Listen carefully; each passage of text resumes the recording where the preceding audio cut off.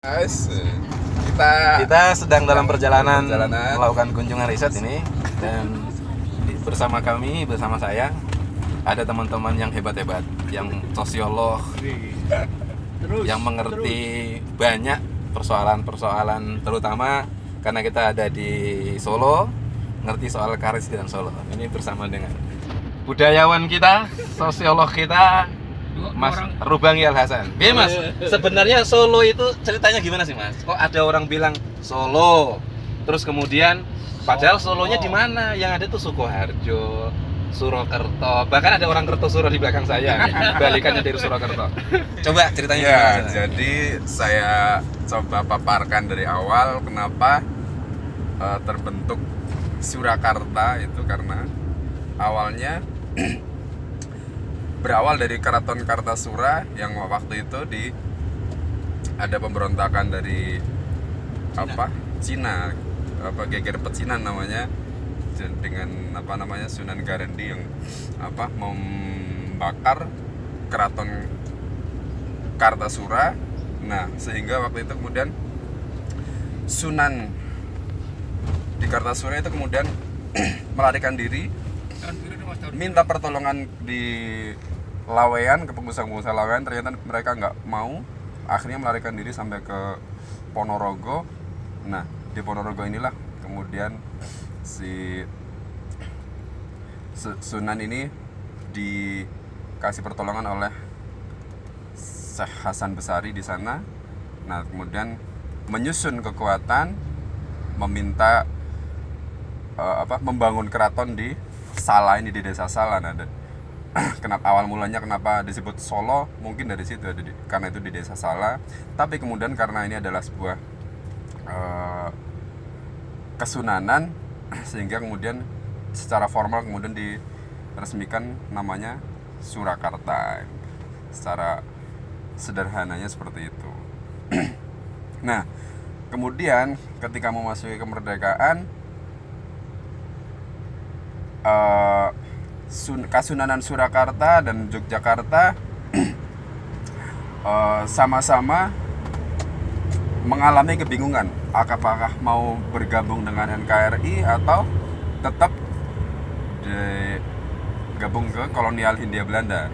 Nah, tapi kemudian Kesultanan Yogyakarta waktu itu sangat sigap, mengambil sikap langsung bergabung dengan NKRI. Nah, sementara Kasunanan Surakarta waktu itu memang sunannya masih muda, dan banyak pembisik dari di internal keraton yang pro kontra ya. Ada yang ingin tetap bertahan dengan Belanda karena memang selama ini sangat disupport, dan pembiayaan keraton macam-macam itu disupport oleh Belanda.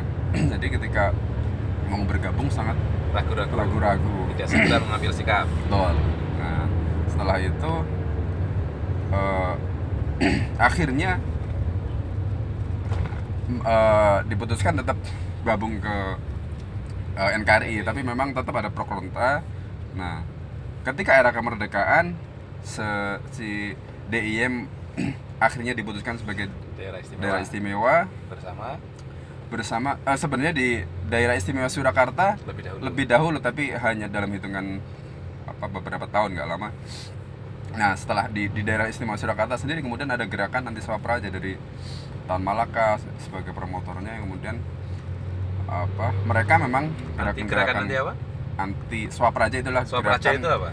Swapraja itu kekuasaan feodal lah ya, kayak kerajaan itu kan feodal yang dipimpin oleh raja, bukan. Sementara gerakan-gerakan komunis ini kan yang ingin pemerintahan republik gitu.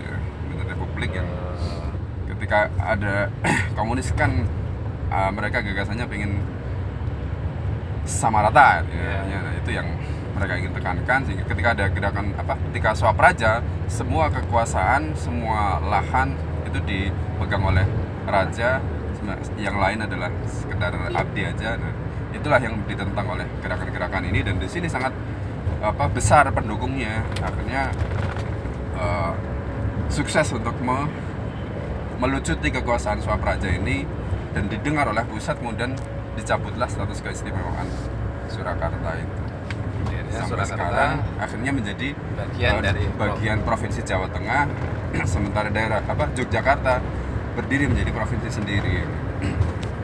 Dulu Jawa Tengah sendiri sebenarnya Solo sebagai pusat apa namanya ya, pergerakan, tapi karena contohnya digabungkan dengan pergerakan kayak di Solo yang levelnya nasional, Syarikat Islam berawal dari Islam Solo. lahir di Solo. Berawal dari Syarikat Dagang Islam di Laweyan, Samanhudi. Nah, itu kemudian lahir sebagai Embrio Syarikat Islam. Gerakan-gerakan yang itu banyak juga orang-orang keraton yang memotorinya gitu. Orang-orang terdidik dari keraton itu banyak yang, tapi dia sendiri itu di dalam internal keraton itu banyak yang menentang kekuasaan feodal itu sendiri. Jadi di gerakan Isma Praja sendiri ada juga orang-orang keraton yang mendukung itu.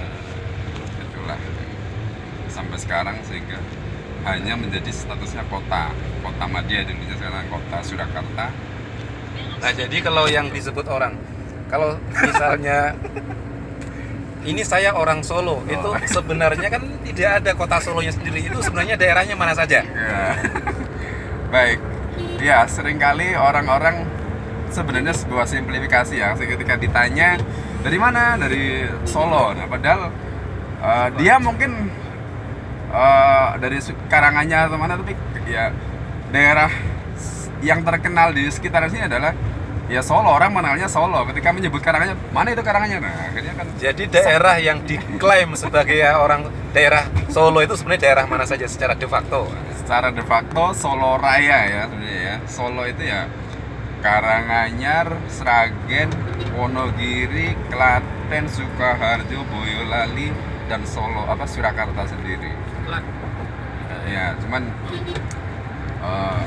itu orang itu memudahkan penyebutan aja. Ketika ditanya ya itu menyebutkan Solo. Baik guys, demikian penjelasan yang sangat mencerahkan kita semuanya tentang Solo Raya dan Karesidenan Surakarta. Kita bertemu lagi di lain kesempatan.